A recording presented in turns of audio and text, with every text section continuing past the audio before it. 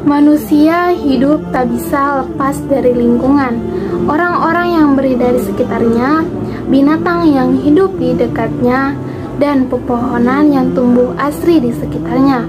Semuanya adalah lingkungannya.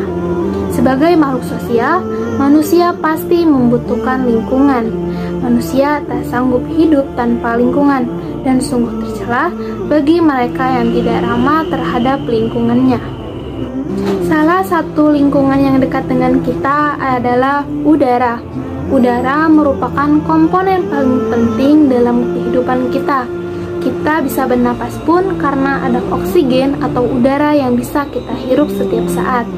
Maka dari itu, sumber daya ini harus dilindungi untuk kehidupan manusia dan makhluk lainnya. Namun, pada kenyataannya, pencemaran udara ini semakin terus bertambah.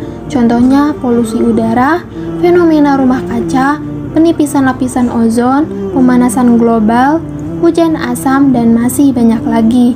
Salah satu fenomena akibat dampak pencemaran udara ini yaitu efek rumah kaca. Efek rumah kaca merupakan fenomena alam di mana meningkatnya suhu rata-rata permukaan bumi akibat menipisnya lapisan atmosfer, yang juga bisa berdampak pada kebocoran.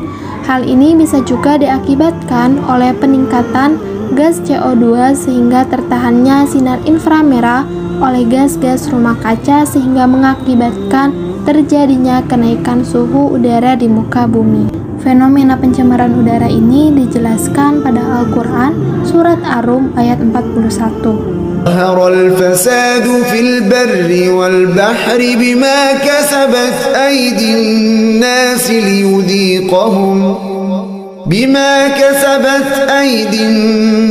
ليذيقهم بعض الذي عملوا لعلهم يرجعون.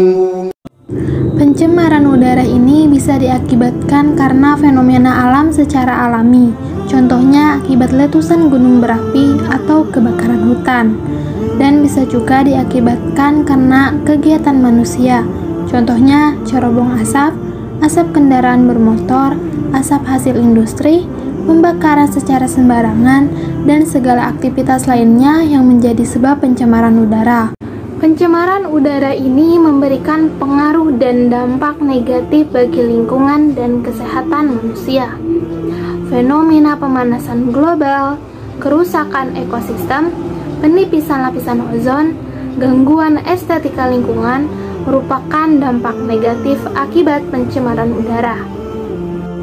Selain itu, dampak negatif lainnya yaitu gangguan pernapasan, iritasi pada kulit, gangguan fisiologis, gangguan psikologis, dan gangguan pendengaran. Karena dampak yang ditimbulkan pencemaran udara ini sangat besar, maka dari itu kita harus senantiasa menjaga lingkungan kita sendiri. Selain itu, pengelolaan berkelanjutan ini sudah dijelaskan pada Peraturan Pemerintah Nomor 41 Tahun 1999 mengenai pengendalian pencemaran udara.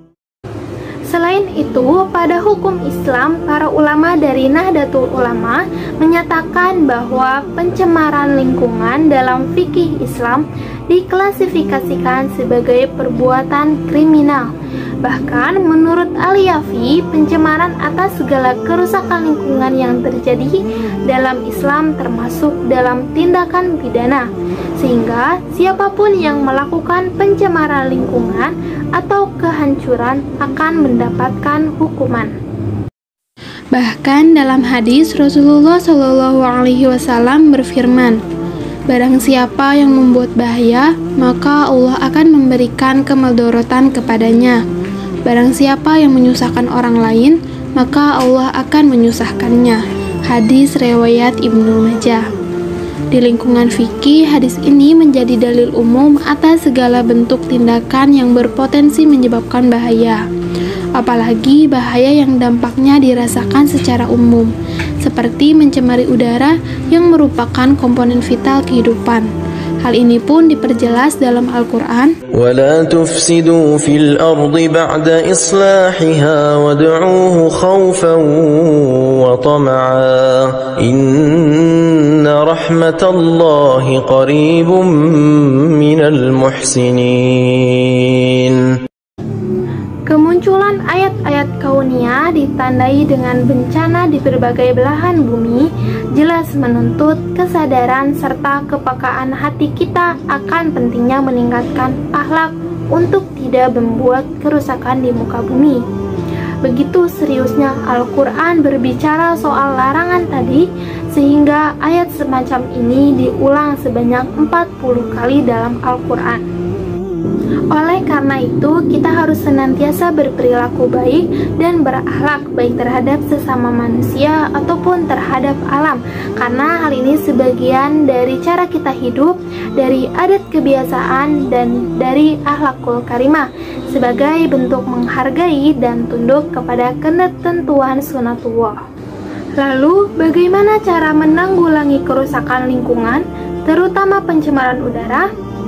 Pertama, keimanan dan ketakwaan. Keimanan merupakan fundament utama sebagai solusi atas kerusakan lingkungan, karena dengan keimanan hawa nafsu dapat dikendalikan. Tidak mungkin orang yang teguh imannya melakukan tindakan-tindakan yang merusak dan berimbas pada terjadinya kerusakan lingkungan. Adapun ketakwaan kepada Allah, maka ia secara sadar dan bertanggung jawab memelihara manusia dari kecerobohan, ketidakadilan, dan keangkuhan. Yang kedua yaitu sadar terhadap lingkungan. Di dalam mengatasi masalah lingkungan, diperlukan adanya suatu kesadaran akan pentingnya dari lingkungan bagi kehidupan. Kesadaran lingkungan bagi masyarakat ditunjukkan dengan adanya respon dan sikap serta pemikiran positif terhadap lingkungan hidup. Contoh dari bentuk kesadaran yaitu tidak membakar sampah sembarangan, mengurangi penggunaan kendaraan bermotor, melakukan reuse dan recycle pada barang-barang yang tidak dipakai, mengurangi penggunaan air conditioner, kantong plastik, ataupun bentuk kesadaran yang lainnya. Yang ketiga yaitu pengelolaan yang berkelanjutan. Pengelolaan lingkungan adalah salah satu kegiatan sekaligus tugas manusia dalam kehidupan di muka bumi. Oleh karena itu, kewajiban manusia terhadap alam dalam rangka pengabdiannya kepada Allah Subhanahu wa Ta'ala adalah melakukan pemeliharaan terhadap alam, termasuk pemeliharaan kehidupan diri yaitu hifdun nas, untuk menjaga keberlangsungan kehidupan di alam. Pencemaran udara ini bukan mengenai kerusakan alam semata yang mana kita acuh terhadap dampak yang terjadi, tetapi kita harus peduli dan mencoba melakukan penanganan agar alam kita tetap setimbang dan tidak menimbulkan bahaya akibat dari pencemaran yang ditimbulkan.